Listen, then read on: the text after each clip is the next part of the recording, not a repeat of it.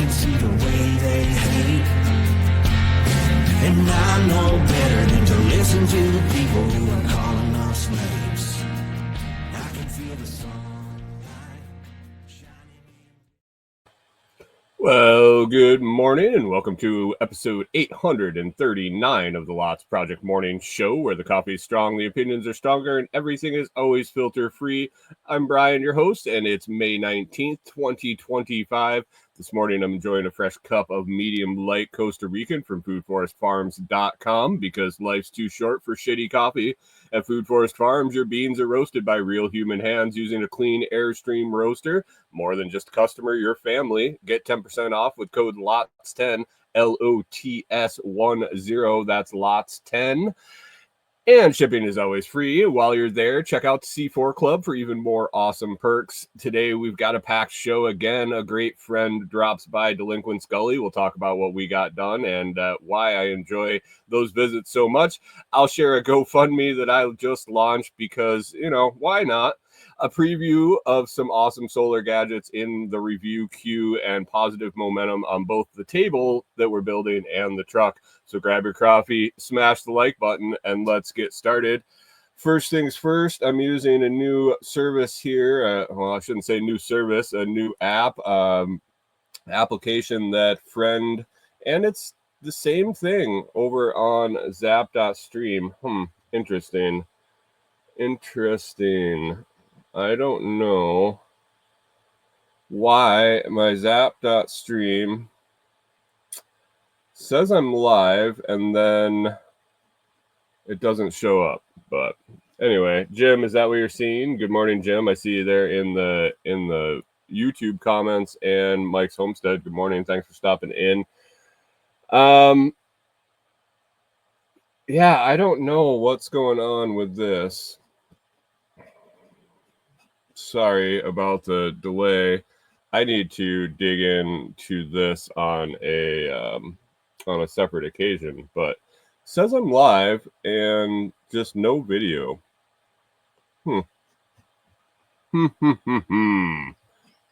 I don't know what to do about that.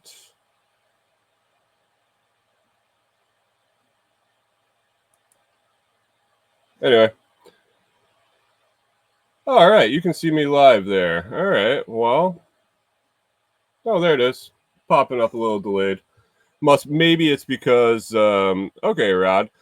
Maybe it's because of the app delay. Interesting. Anyway, we're going to roll with it. I got a show to do. Anyway, we'll leave that rolling. Maybe it'll work and maybe it won't. Rod says you can see me. I'm using this Show app. SHO is a mobile app to go live on Noster. So we'll see how it goes. Anyway, good morning. It's another week. We're back again. Corey is actually off of work. She's on vacation for the week. And so she'll be coming back with the dog here. Schedules are a little messed up than normal, and it'll be interesting. We got a nice week planned. She's got to do a little work, always working, and she'll be working on her vacation for a little bit. Don't worry, she'll get the hours back, but she has to do a little work today, but then tomorrow we're going to be running up to Jackson. We're going to pick up a compound miter saw for helping with some woodworking projects that we have coming up. Corey is definitely all in on the woodworking.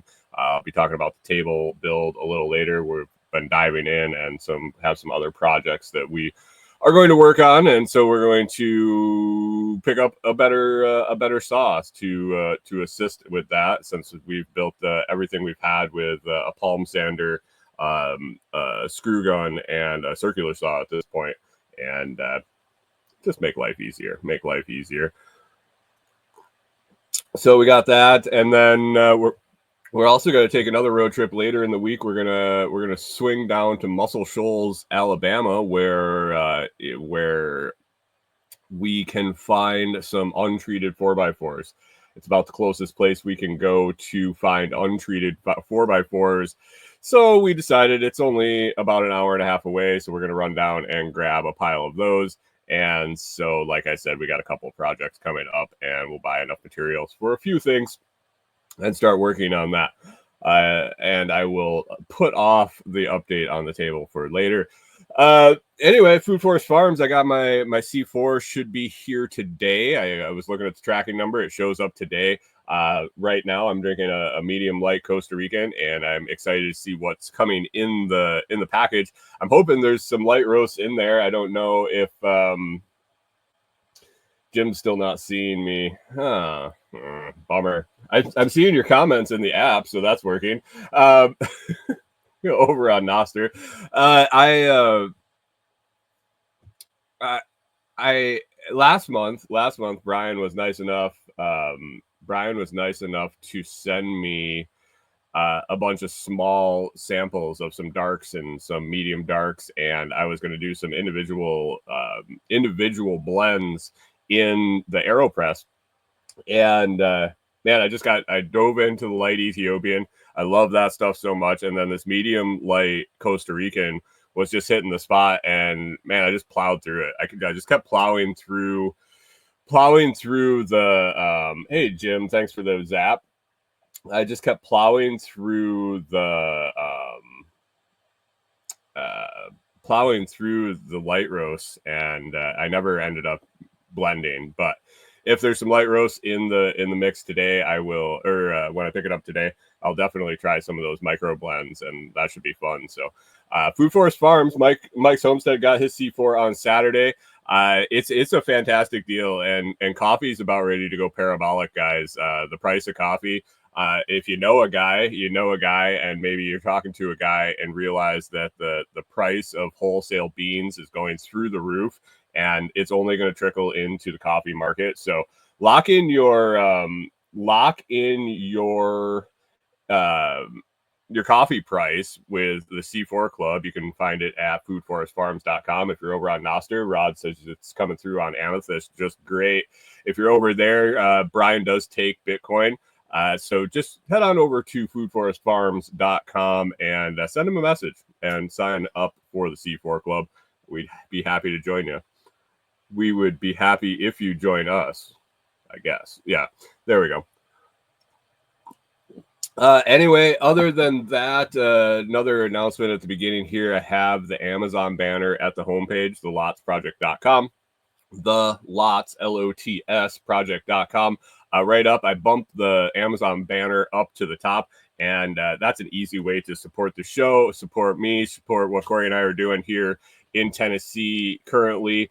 If you're going to be shopping on Amazon, you can swing to thelotsproject.com instead. Instead of going to amazon.com, you hit that banner and it will open the app. If you're on your phone, it will open a website. It'll open the website on if you are on desktop, and that gets you in my affiliate tracking, and anything you buy in that shopping trip, I'll get a little credit for. Earns a little bit. Man, it's like 3% commission, I think.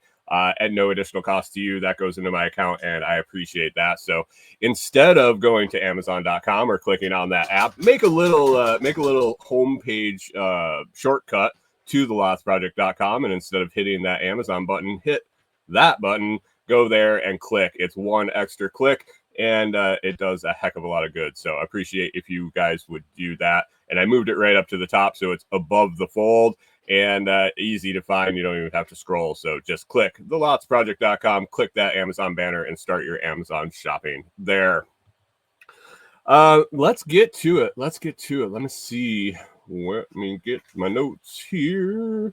Anyway, this past week, it's been busy. I got a ton of products in the mail to do some reviews on. I also had a visit out at Delinquents Gully. Got prepped up for that early in the week, and then my friend Carrie Brown came to the Gully on, I guess it was Wednesday night. So Carrie came across the state. He's over in Knoxville. We're on the 3/4 of the way across the state, and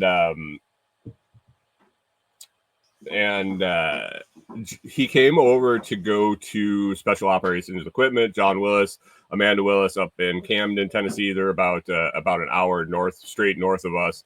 He was doing some work for them. He was installing a hop growing operation there for John and Amanda. And so while he was making the trip over here, he decided that he was going to spend a night at Delinquents Gully and then a day out there with me and do some stuff. And yeah, we were going to go out to dinner on Wednesday. He ran into some problems up at SOE and had to call that off. He ended up spending the night and making a trip back in the morning. So we got he got down to DG about, I don't know, it was late morning, mid morning, and met him out there, and we got a lot done. We got some hops planted. we started some hops out there, and we scoped out an interesting spot for laying out. I kind of talked about it last week. An interesting setup for doing some hops. We're going to non-traditionally kind of run it across this big slope. I think this is where it's going to end up. It looks like it'll work if we can get the infrastructure set up. But the food forest is down in the bottom of the property, right at the front of the property on the, I guess that would be the south end of the property. And right at the border of the food forest, and why we stopped where it is, like the total area is because of this huge slope. The whole property has a bunch of huge slopes, but this in particular, there's a big steep slope, and it's all cleared out. The last work day we had out there last fall, Dylan from I believe it's Red Tail Forestry over there in Knoxville. If you need somebody to cut down some trees, definitely look up Dylan. When we cut there was some dead trees. There were a few other trees. When we cut them all down, this big slope is like this big open swath straight up the hill. And we were looking at it, and it's about wide enough that if we climb up the trees on either side, so there's like a row of trees on either side making this wide opening. And if we can take, there's a couple of solid trees, and we're going to attach some pulleys to two of the trees and run a guy line across the slope, whether it be at a 90 across the slope or even up a little bit.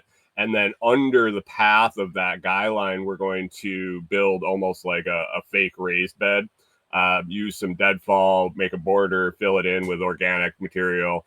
And then these hops that we started down in the food forest, we just put them in the ground for this trip, just to get them a little established, and then we'll propagate out of there. And that was really the intention with the food forest in general. Was it's going to produce food. We got a ton of fruit trees in there, which are all doing great. We'll talk about that in a second. But the main intent was as a propagation area for the rest of the property, for selling other plants locally or shipping them.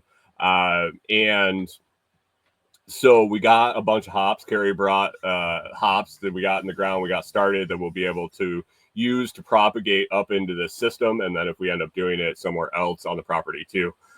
But just looking at it, it will really be an interesting experiment, because we were looking at the sun path, and this time of year is appropriate. I mean, it's only going to get a little higher in the sky, and then by the time the hops are done, it's not going to fall down too much on the horizon. But looking at the sun, it'll be like a shade screen, but it won't shade out the food forest. It won't shade out the things in the food forest that we want to get sun. So it'll be high enough up on this slope.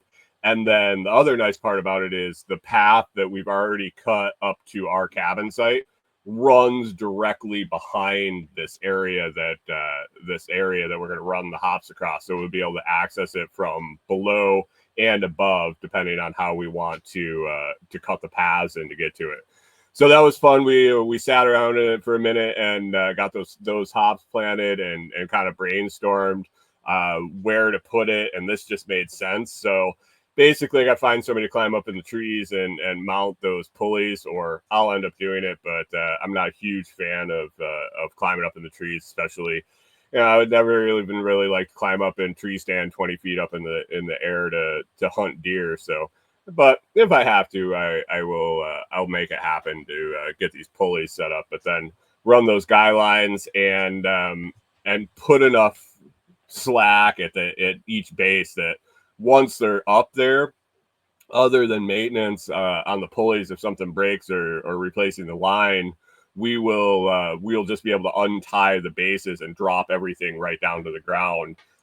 And then when we're done working on it, whether it's tying the jute cord to it or harvesting the hops, we'll be able to hoist that line right back up and tie them off the bottom of the tree. So it'll be a one time aerial show. So we'll find somebody to climb up in those trees. I know enough tree cutters here in Tennessee that somebody will just swing right up there and no problem get that mounted up. But that'll be an interesting experiment. We're gonna work on that over the summer.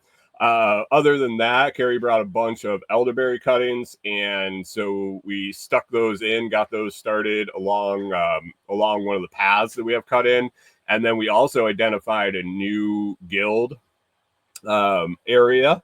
He had already marked an area very close to this, and when I was cutting in a main artery, a main path through the property, I was going to run right into this area that he had marked for possibly installing a small guild on the property. So we have a main food forest. Carrie also marked out several different places to try different experiments, different microclimates, different sun exposures, different shade, different moisture retention, just different little areas that we were going to do some experiments. Well, one of those was right in the pathway that I cut through, and so I just shifted it up the hill a little bit. Same sun exposure, same kind of soil, everything. Just shifted it up a little bit. Well, when we were out there and installing all these elderberry cuttings along the path, I was like, hey, this is where you're going to do that guild. This is one of the places you're marked.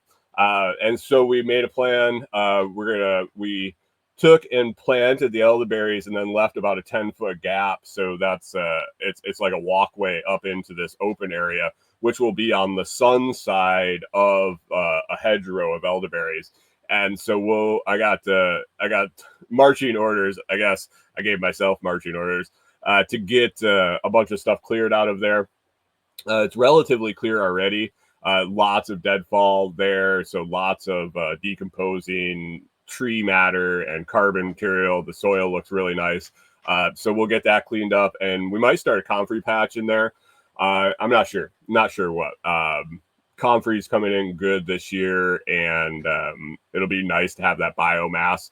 I did a comfrey install earlier in the season around all the fruit trees. They're all coming in great.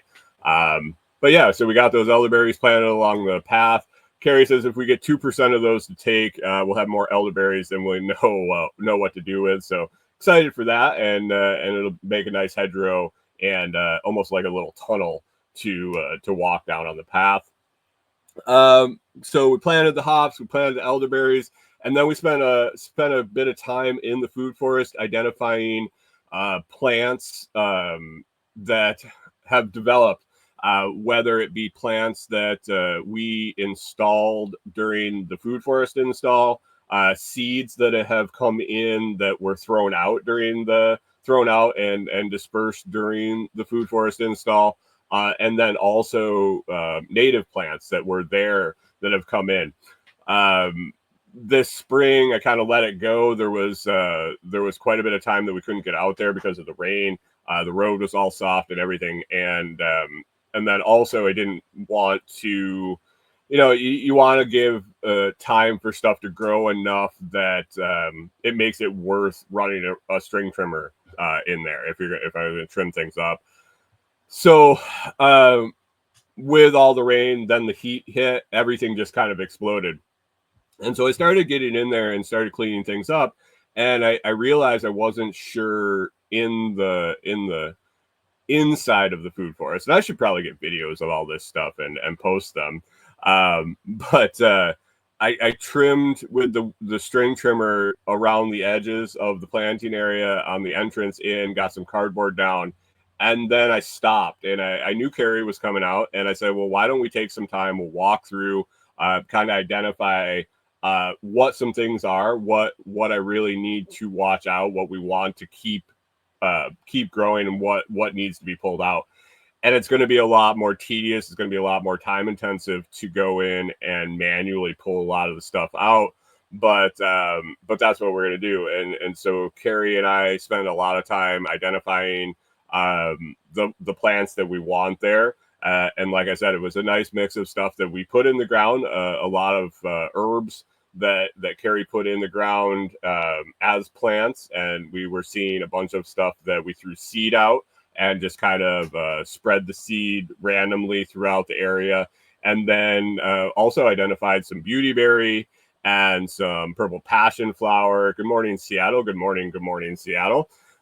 Some purple passion flower, some vining stuff, and then a lot of stuff that needs to be pulled out and taken care of. So goal with that area is to get everything pulled out that we don't want there, and start scrounging more cardboard up from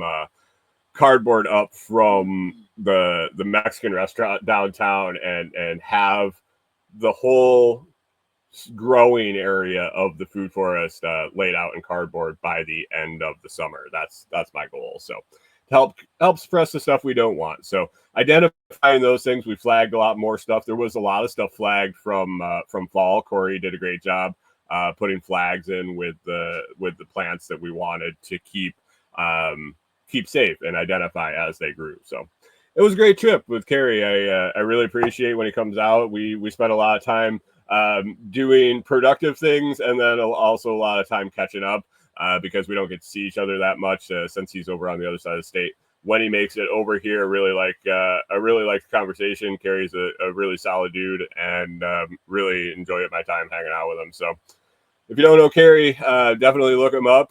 Strong Roots Resources. You can find him on Facebook and YouTube at all sorts of events. He's going to be speaking, or he's going to have a booth, I believe, at the Back to the Land Festival. No, Exit and Build.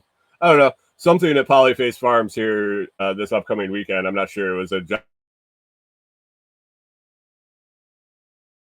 to be up there. So when you get a chance, check out Carrie Brown. Why am I flashing there? Is this my internet's not working very well today, maybe? But yeah, I really enjoyed it. Strong Roots Resources. Check out Carrie. He does a great job. He will treat you right, especially in that Knoxville, Tennessee area. Allergies, guys. Pollen is absolutely blowing up.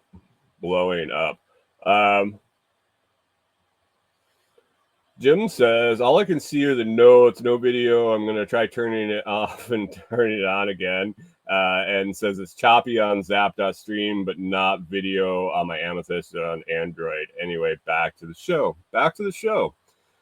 And Jim says I'm freezing up. Of course I am. Of course. It is what it is. Is it raining out? Like thunderstorms? No, it was just sprinkling. Oh, whatever. So that was the Delinquents Gully update. With that, let's talk about the Lever Gear Tool Card Pro and the KT Clip.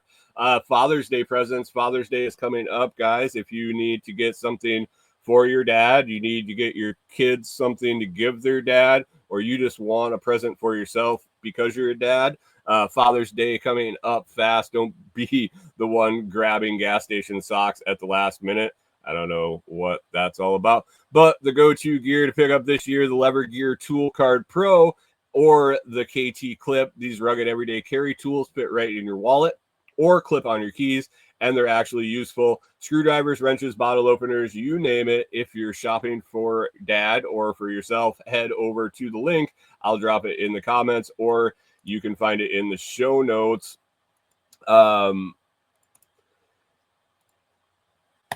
Boom, there it is in the comments. But I also have reviews over at thelotsproject.com under product reviews.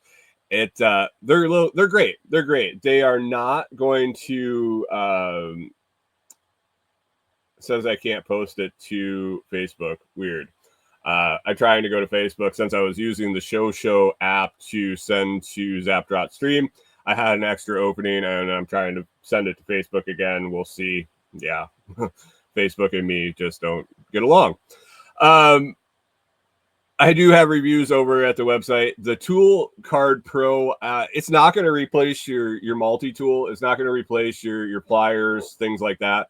But for something that you can use as a money clip, and I had it right here. There it is. There it is. Something that you can use as a money clip or pop that money clip off and throw it in your wallet. It's handy. It's got 40 tools in it. They're little stuff, like I said, bottle openers, little screwdrivers, things like that. Things you're going to want when you need them, and you're like, ah, shit. And then you reach in your pocket and you have it. And with that functionality as a money clip, it's great. The KT clip I showed the other last week. I actually have it on my keys somewhere. I don't have it right here, but that's a smaller tool, and it clips. It's like a keychain, and then it's got like a bit holder and a Phillips and a straight blade, a little pry bar, and things like that. So both of these come in under $20, so they're great gifts from kids, and you should check them out today at the link in the comments or down in the video description, the audio description, or wherever you're checking it out. Or you can always go, like I said, to lotsproject.com and find it in the reviews. Good Morning Seattle is asking about the pole light review. I posted a blog post about that and a quick video. I'm doing some testing. I left it out at the property for carry as a light, and I didn't, when I went out there on Thursday, I didn't grab it. I left it out there. And then I didn't make it out there this weekend. Corey and I were working on things here. I'm going to grab it today when I go out to grab my coffee, and I'm going to do some testing on it still. I want to see how long the battery lasts, how long it takes to charge with the solar panels. But I did post, like I said, I posted that blog post. I want to make sure I posted that. But I believe I posted a blog post about the solar, the Jercoda 25,000 lumen cordless work light. I think it's good. It's going to be great. It needs to test out right. I mean, if it only lasts 20 minutes or whatnot, and we can move on to that right now. That's one of the things I had on the list here to talk about. I'm doing testing on the solar recharging work light. So basically, it's an LED work light, pole light, like you would have at most at a job site or if you're working outside. Every single one I've always had was corded, so you had to run an extension cord, and you usually need light because you don't have power. This was kind of ingenious. It was rechargeable LED work light. Came with a stand, extendable stand, went up to about 6 foot. It had 144 LEDs in there with 3 light modes. It was a white light, like a bright white light, and then it had the yellowish warm light, and then a combination of the two. So 3 light modes, and then the kicker was you could charge it with a USB cord, and this is why I'm interested how long the battery lasts. And then the cool part is in the back, you unfold the back of the light, and there's 4 little solar panels. One actually is the back, and then you fold out 3 little tabs, and they're 3 other solar panels. So I had it out when I was doing a quick video on it. It was cloudy out. I opened it up, I set it down, and the light started flashing. So it does take in some light fairly easily. And like I said, I want to go grab it. I want to turn it on, see how long the light lasts until it runs out, how many hours you get out of it, and then throw those panels out and charge it up and see how long it actually takes to charge it up. Because I'm not sure how many watts those panels are. It really didn't say much about that in the Chinese instructions.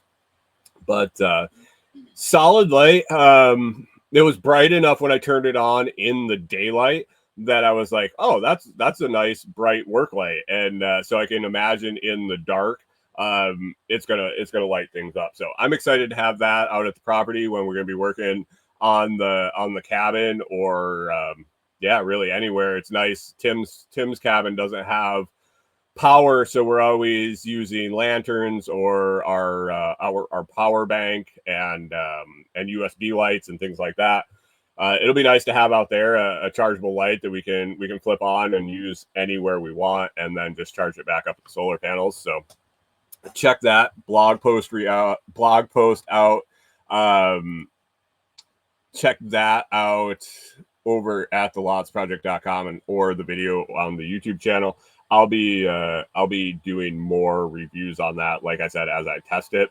Another cool rechargeable solar product that I have that I'm doing some testing on, I'll be doing the full gamut, the blog posts, the videos, and all of that, is a fan. It's like a floor fan, I would say.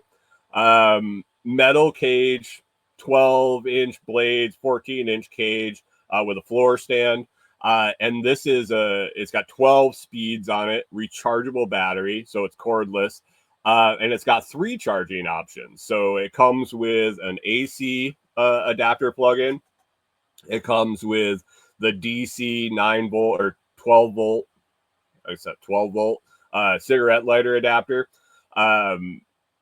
charger that you can plug in, and then it also comes with a 20-watt solar panel with a huge long cord that charges it.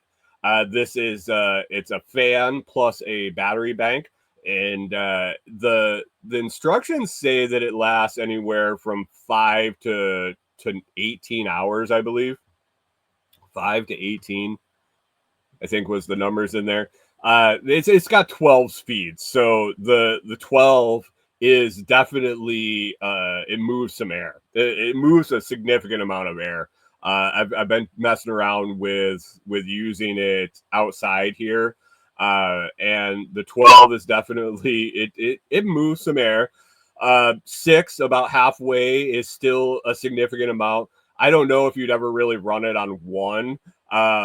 Maybe just to break some stillness. I don't know. I was trying to think of some alternative applications for this. Good morning, Seattle says tent fan. Absolutely.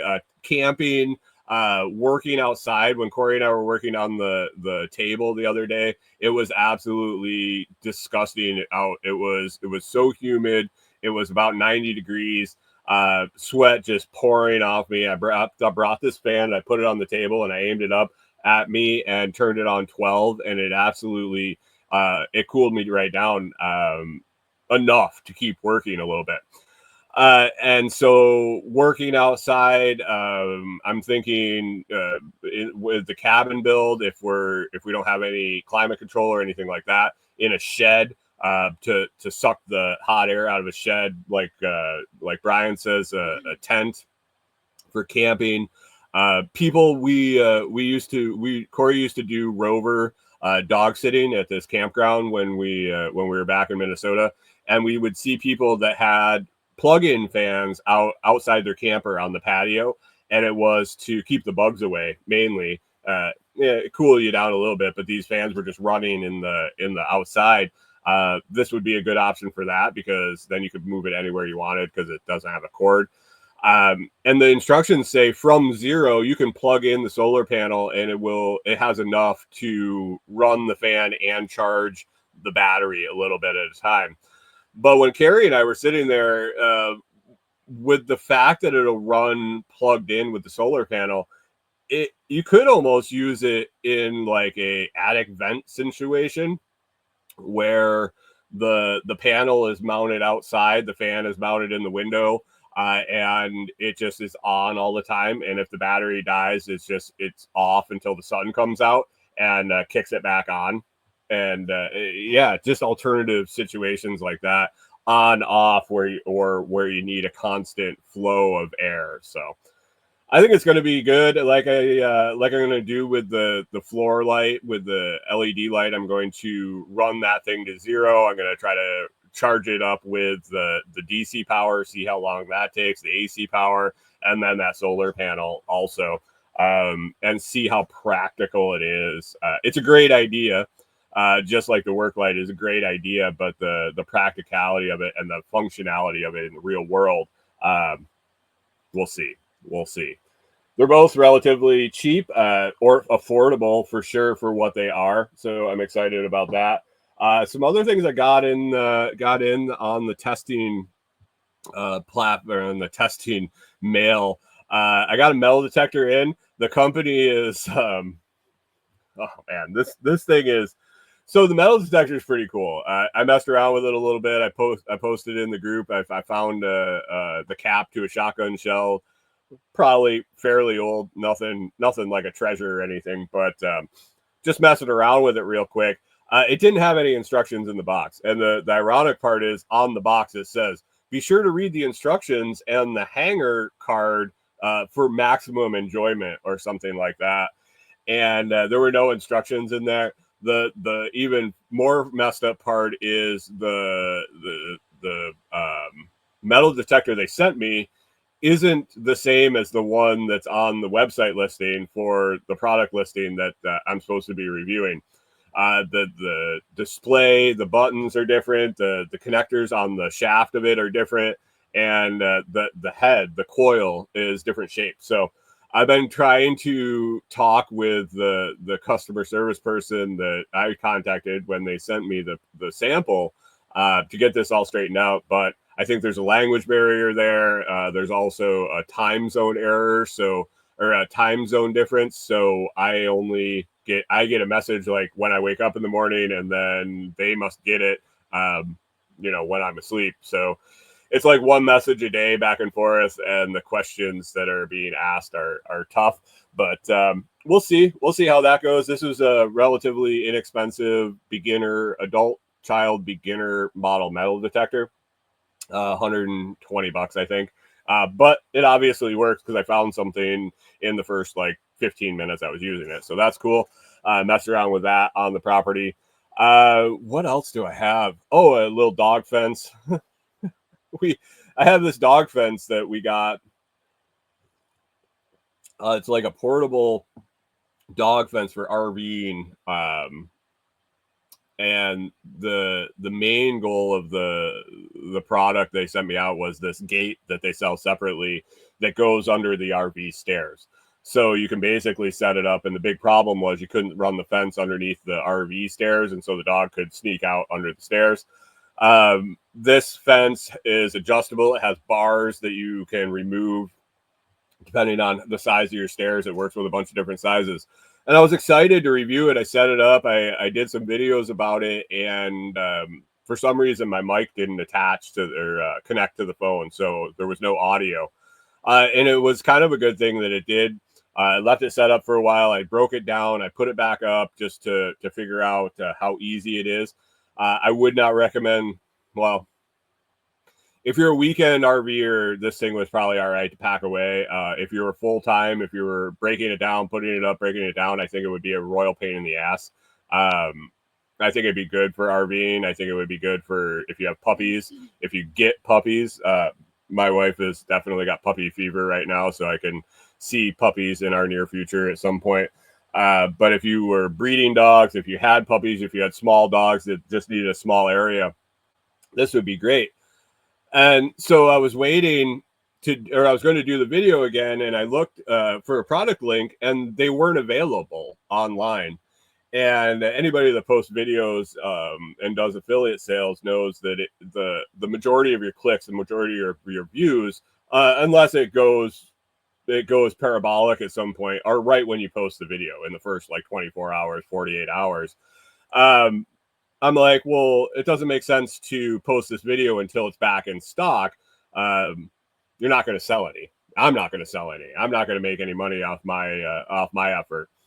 And so they were like, okay, yeah, they're supposed to be back in at the end of May, and you can post the video then. Well, in the meantime, Corey and I were looking at it, and the thing had started rusting already. And it had only been a few weeks. And I was like, well, shit, I can't recommend this thing. All the welds were rusty. All the welds were starting to rust. There were dings in the paint. The stake that the stakes that hold the little collapsible panels together, one of them bent from like pushing it into the ground.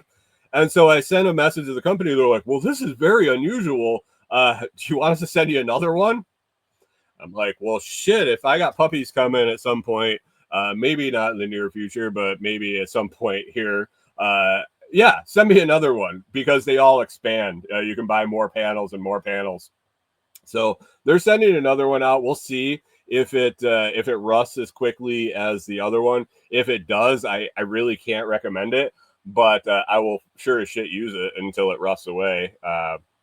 So we'll see with that. Also got a little beginner welder. It's actually on sale. It was $89.99 when they sent it out. I was excited to get a welder, even if it was low quality and a beginner style, just for messing around on some projects.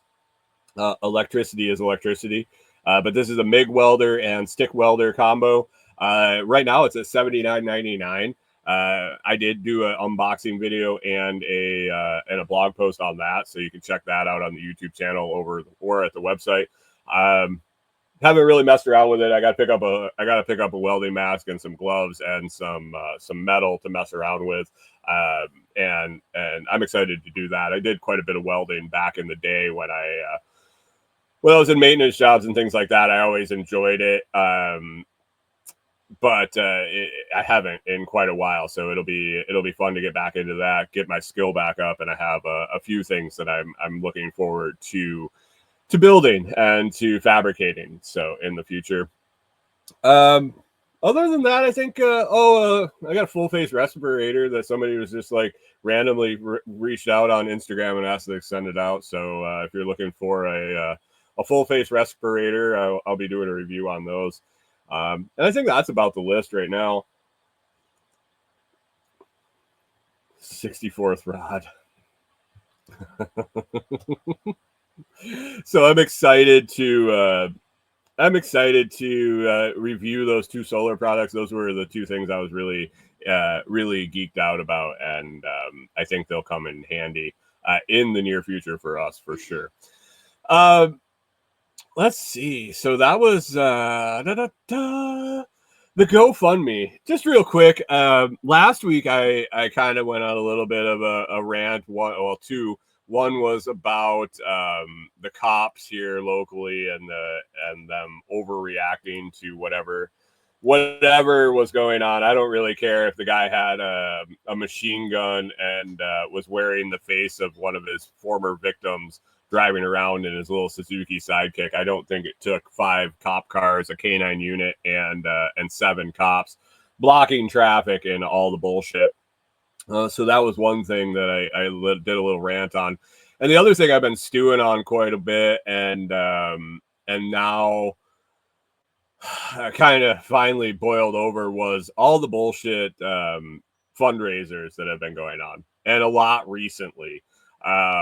Where the absolute dirtballs doing shit, dropping N-bombs or being blatantly assholes, and then and raising shitloads of money because of it, whether it be for legal defense or whatever they come up with, whatever reason, people are actually donating money to these scumbags.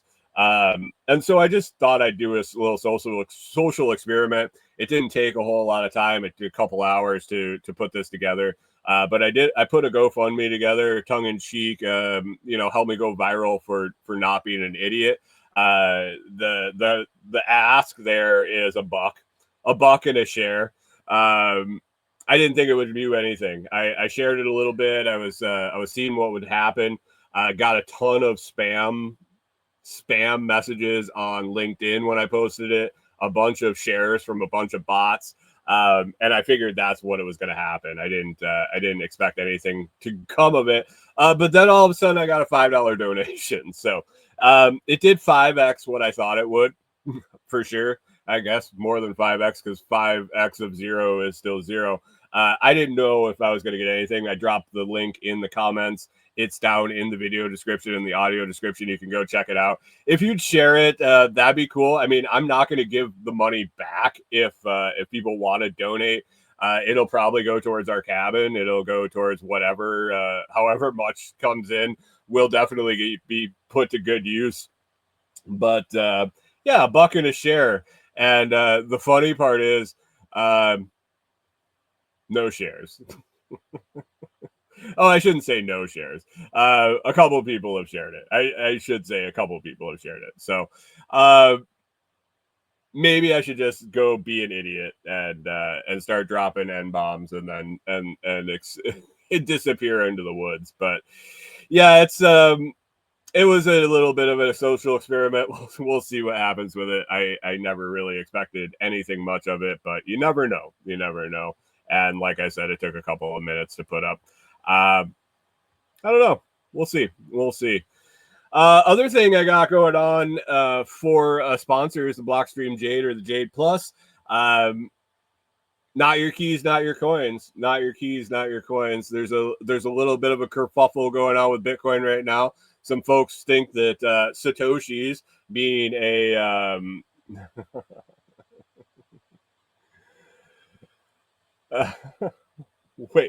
wait a second. I'll talk about Blockstream Jade in a second.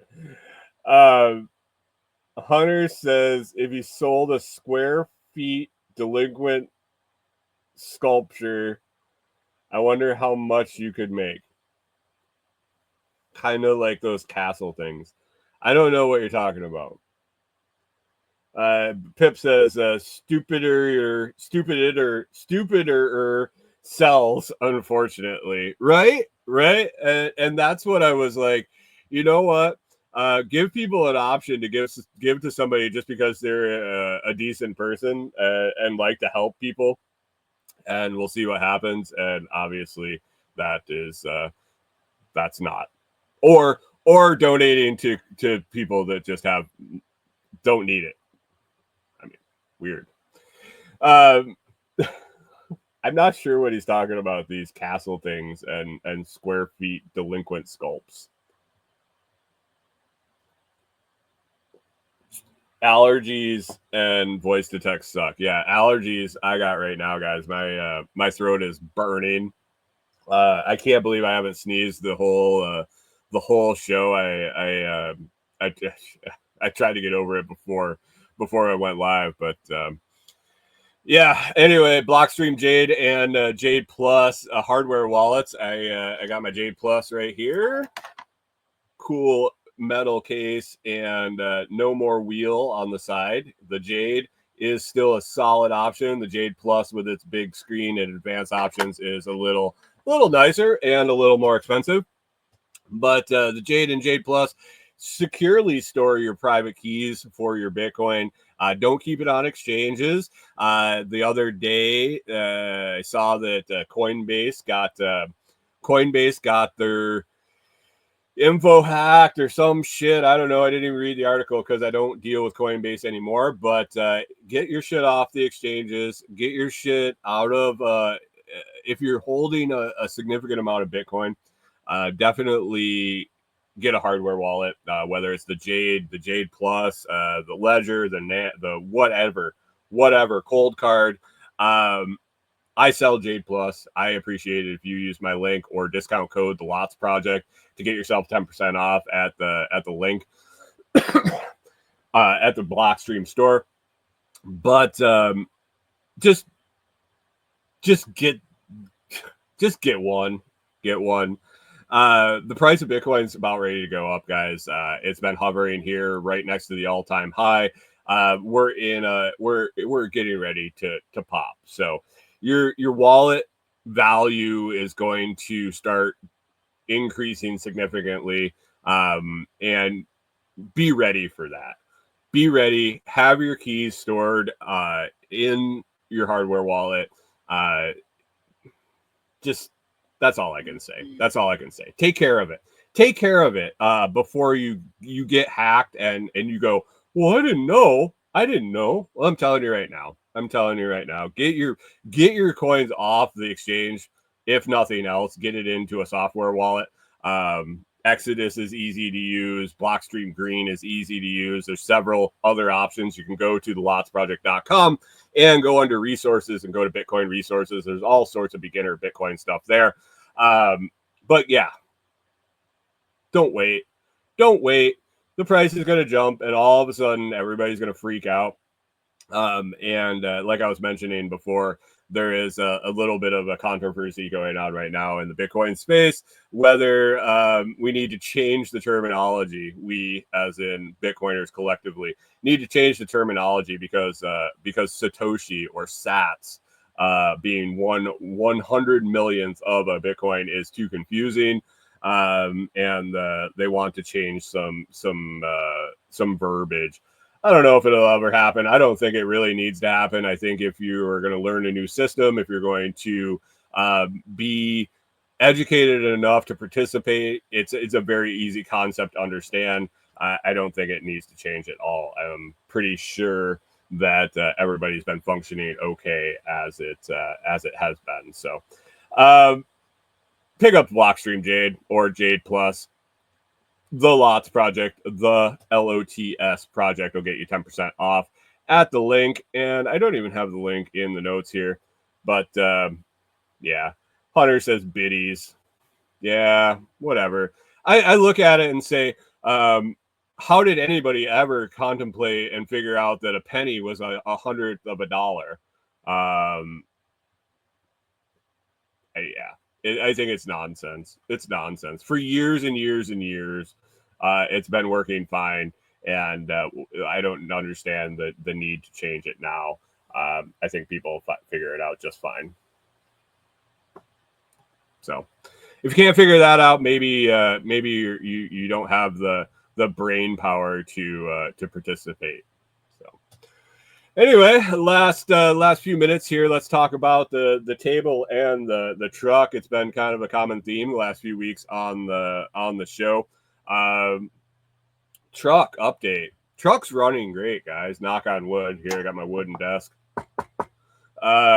Truck is running great, and I think I figured out what happened. Last Monday, I was doing laundry, and so I took the time that I was doing laundry and kind of deep dove into the scan tool that I had and all the other functionality.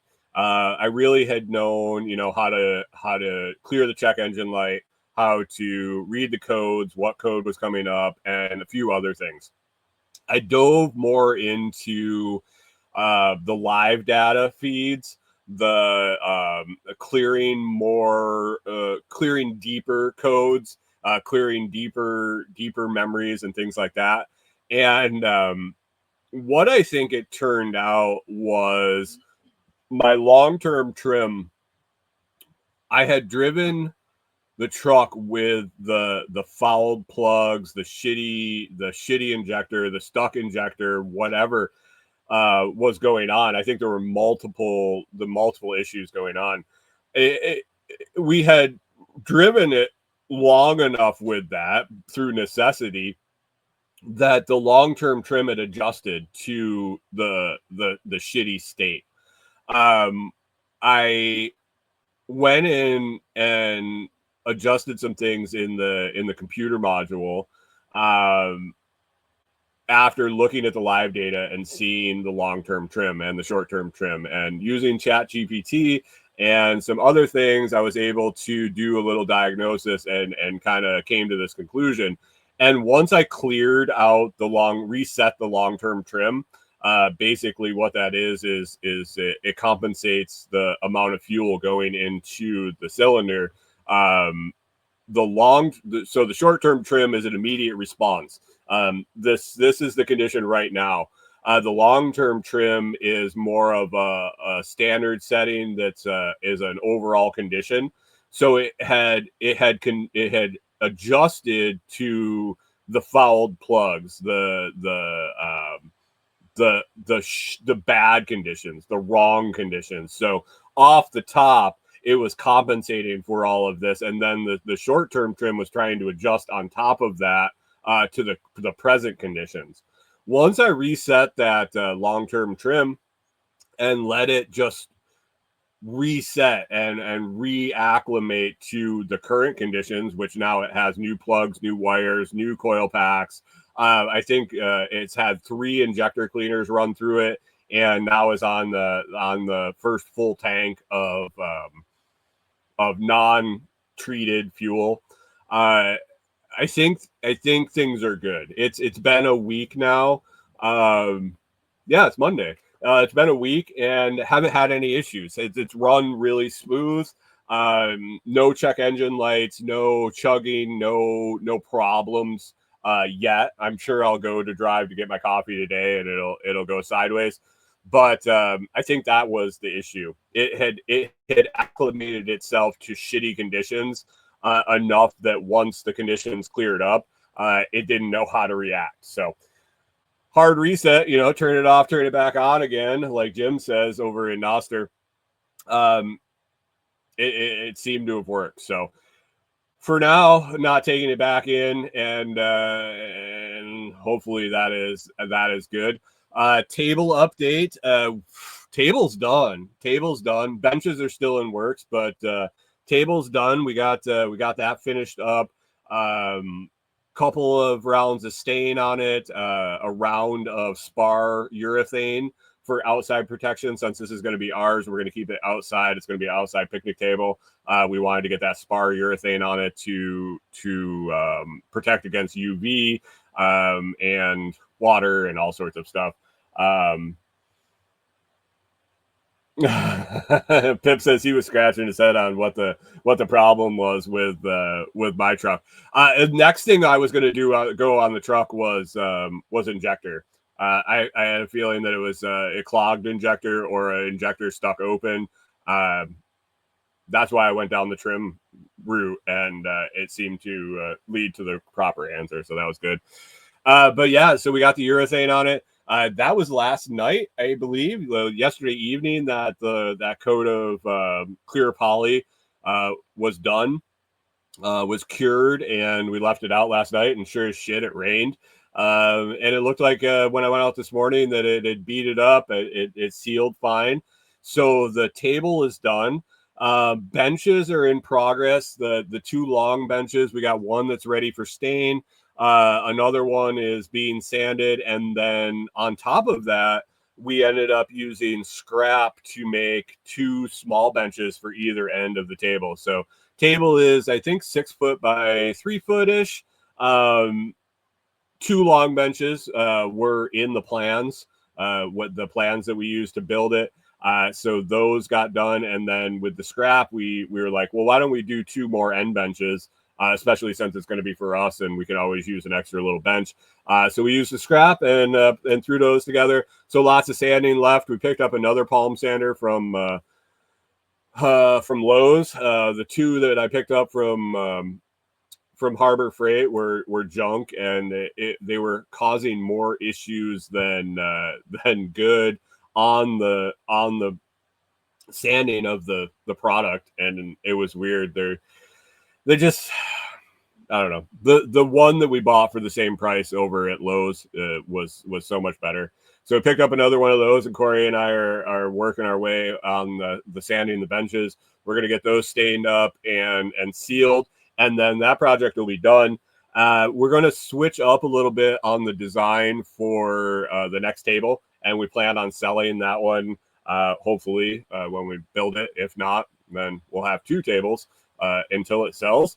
But we're gonna build up another table. We're going to build also, we have on the plans to put together at least 1 child-sized picnic table and see if we can sell one of those. Found a couple different plans for that. I think we found one that we settled on that is pretty straightforward and inexpensive to put together, and hopefully sell it for a decent turnaround on the money, and start seeing if we can sell these things, since Corey has decided, and I've always liked building stuff, and Corey's really gotten into it since we started messing around with this table, and So we're going to see what we can do. Basically, sell anything we sell is going to go right back into tools and supplies to build more and better projects going forward. So excited about that, and excited to be working with her on things like this, and eventually, hopefully, doing it at least part time, and work together with her has always been the goal. So, other than that, guys, we're up in an hour. I appreciate you all hanging out, and hopefully I can get some time to jump on the show app and figure out what's going on with the Noster feed and the Zap.stream feed. Sounds like it goes through sometimes and is choppy, the signal. Yeah, we'll see. I don't know. We were freezing up on the regular feed too today. So anyway, hope you enjoyed the show. If you could, like I said, head over to thelotsproject.com anytime you're going to be shopping on Amazon. Hit that banner and start your shopping there. Otherwise, you can share the show, share the GoFundMe link, use the affiliate links. All of it helps scratch our way to being successful in all of this. So I appreciate you watching, and hopefully you have an awesome week, and we will catch up with you again next Monday.